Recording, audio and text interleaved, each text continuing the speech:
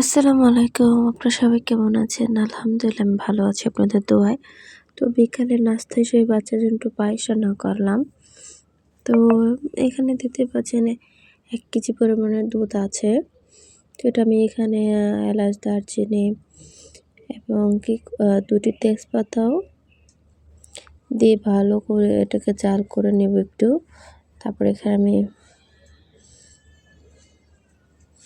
চালও দিয়ে দিয়েছি। চাল দিয়েছি প্রায় ৩ মুঠের মতো। আলা চাউল দিয়েছি। কেউ ঘরে যদি পোলাও চাউল থাকে সেটাও দিতে পারে, কিন্তু আলা চাউলটা দিলে আমাদের বেশি ভালো লাগে। তো আমি এখানে আলা চাউল দিয়ে আজকে রান্না করলাম।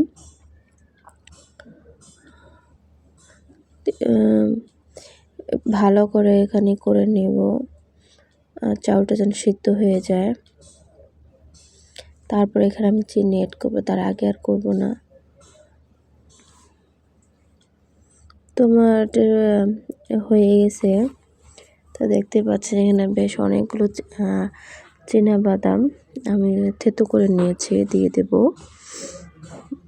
আসলে এভাবে দিলে অনেক মজা লাগে।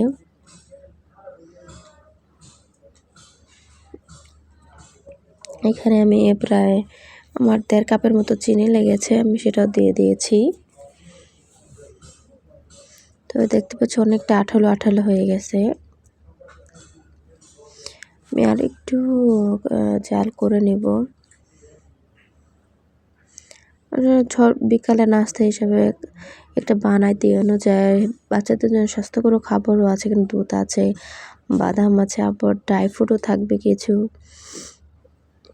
ভালোই লাগে, বাচ্চাদের খেতেই পারে, বাচ্চা বড় সবাই খেতে পারে। আমি অনেকগুলো বাদাম দিচ্ছি, একদম দেখতে পাচ্ছেন চিনি দিয়ে দিলাম।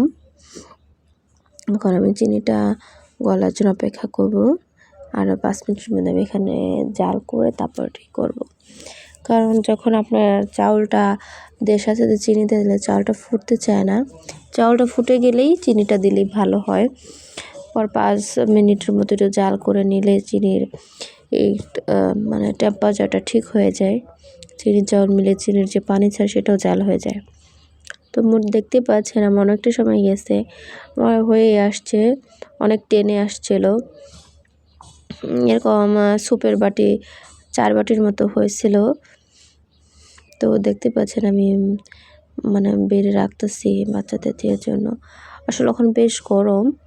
তো এই যে দেখতে পাচ্ছেন অনেকগুলা কিশমিশ দিয়ে দেবো। দেখতে পাচ্ছেন বাদাম একদম ভরা ছিল। যে কোনো বাদামই আপনি দিতে পারেন। সবাই ভালো থাকবেন, আমার জন্য দোয়া করবেন। আল্লাহ হাফেজ।